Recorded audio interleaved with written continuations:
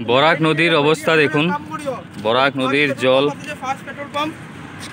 স্রোত বইছে, আর এই দিকটা দেখুন জল কতটা উপরে আছে।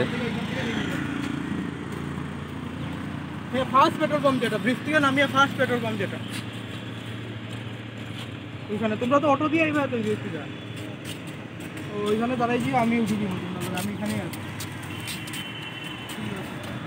মোটামুটি কয়টার সময় বেরিয়ে যায়?